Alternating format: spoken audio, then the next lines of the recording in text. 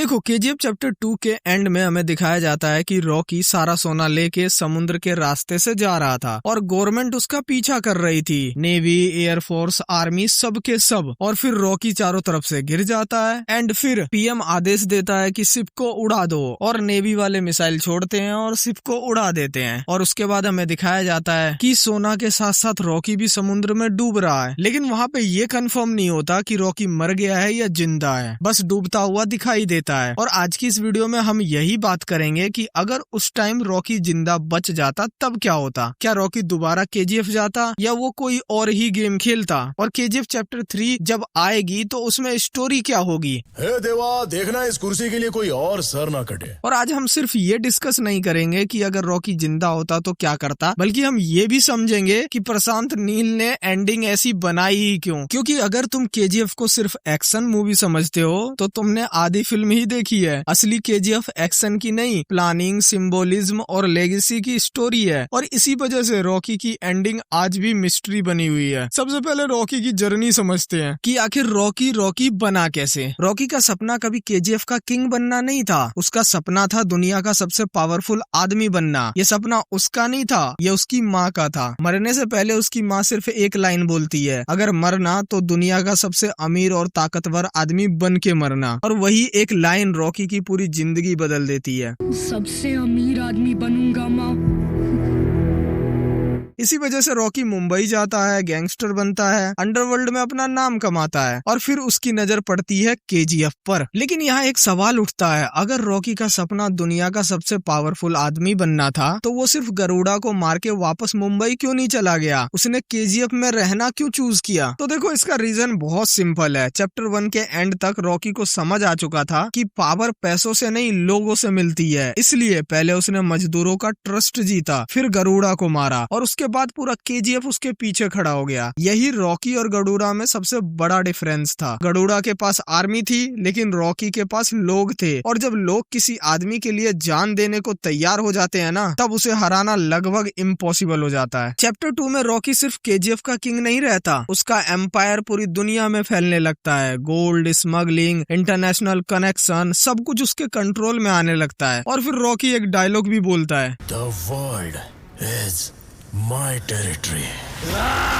लेकिन यहाँ भी एक हिडन पॉइंट है। बहुत लोगों को लगता है कि ये सिर्फ मास डायलॉग था, नहीं, ये चैप्टर 3 का सेटअप था। जरा यहाँ पे नोटिस करना, Rocky KGF is my territory नहीं बोलता है, वो बोलता है the world is my territory. मतलब उसका टारगेट केजीएफ से बहुत आगे निकल चुका था। अब आते हैं एंडिंग पर। रमिका सेन समझ चुकी थी कि अगर रॉकी जिंदा रहा तो किसी भी गवर्नमेंट की पावर उसके सामने टिक नहीं पाएगी, इसलिए वो इंडियन नेवी को ऑर्डर देती है। रॉकी का शिप चारों तरफ से घेर लिया जाता है, मिसाइल्स फायर होती है, एक्सप्लोजन होते हैं और पूरा शिप समुद्र में डूब जाता है। फिल्म यहीं खत्म हो जाती है, लेकिन यहाँ सबसे बड़ा क्वेश्चन शुरू होता है, क्या रॉकी सच में मर गया या फिर दुनिया को ऐसा दिखाया गया कि वो मर चुका है। नोटिस करना, डायरेक्टर ने शिप दिखाया, एक्सप्लोजन दिखाया, समंदर दिखाया और डूबता हुआ रॉकी को भी दिखाया, लेकिन वो मर गया या जिंदा है ये नहीं दिखाया। और ये सीधा चैप्टर 3 की ओर इशारा करती है। देखो अब मान लेते हैं कि रॉकी जिंदा बच गया, वैसे मानना तो नहीं चाहिए क्योंकि रॉकी जिंदा बचेगा ही, तभी तो चैप्टर 3 आएगा। लेकिन अगर वो जिंदा बच गया तो वो उसके बाद चैप्टर 3 में करेगा क्या वो केजीएफ जाता जहाँ से वो सारा सोना लेकर आ गया था? नहीं, बिल्कुल नहीं। और ऐसा क्यों? तो देखो इसके पीछे भी रीजन है। याद करो चैप्टर 1, रॉकी कभी भी गुस्से में डिसीजन नहीं लेता, वो पहले ऑब्जर्व करता है, प्लान बनाता है और फिर अटैक करता है। अगर वो चैप्टर 2 के एंड में भी जिंदा होता तो उसका पहला डिसीजन होता डिस्पियर। क्यों? क्योंकि उस वक्त पूरी इंडियन गवर्नमेंट उसे ढूंढ रही होती है, आर्मी उसके पीछे होते हैं, नेवी उसके पीछे होती है, इंटेलिजेंस एजेंसी उसके पीछे होती है। अगर वो उसी वक्त सामने आ जाए तो उसका गेम वहीं खत्म हो जाएगा। इसलिए रॉकी दुनिया के लिए तो मर गया होता है, लेकिन असली रॉकी जिंदा रहता है। और यहीं से चैप्टर 3 शुरू होती है। दुनिया सोचती है रॉकी खत्म, रमिका सेन सोचती है मिशन कंप्लीट, मीडिया बोलती है इंडिया का सबसे बड़ा क्रिमिनल मर गया है, लेकिन असली गेम तो अब शुरू होता है।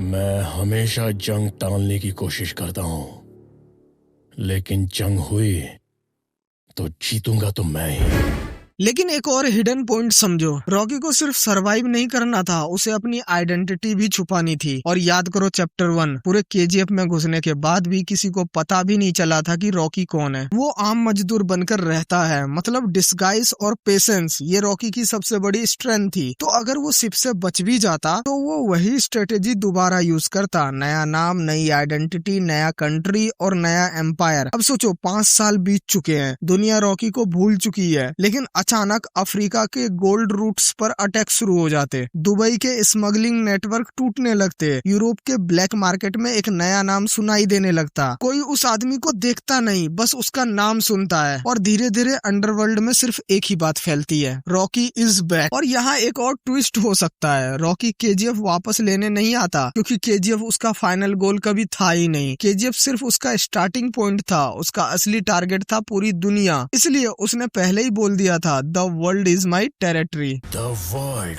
Is my territory.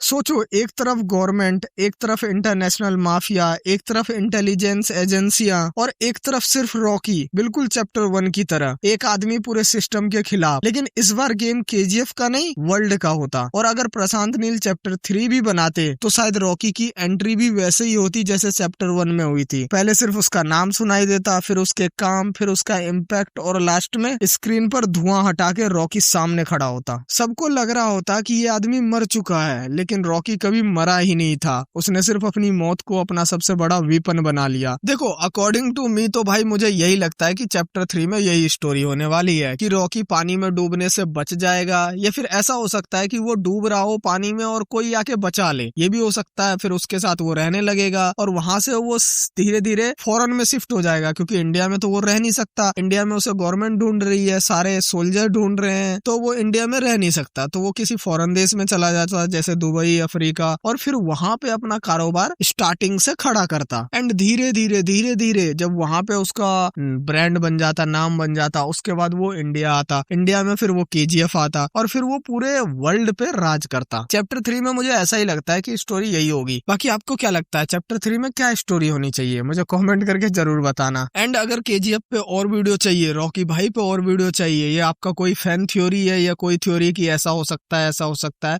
तो आप मुझे कमेंट करके जरूर बताना, क्योंकि मैं सारे कमेंट्स रीड करता हूँ। आपको भी पता होगा कि आप जितने भी कमेंट करते हो मैं उनका रिप्लाई देता ही देता हूँ, तो कमेंट करके जरूर बताना। एंड मुझसे अगर 1-to-1 बातें करना हो तो इंस्टाग्राम पे आ जाओ। बाकी यार, वीडियो अच्छी लगी तो वीडियो को लाइक करो, चैनल पे नए हो तो चैनल को सब्सक्राइब करो। बाकी मिलते हैं नेक्स्ट वीडियो के साथ, तब तक के लिए bye bye, tata, take care, Jai Hind, जय भारत।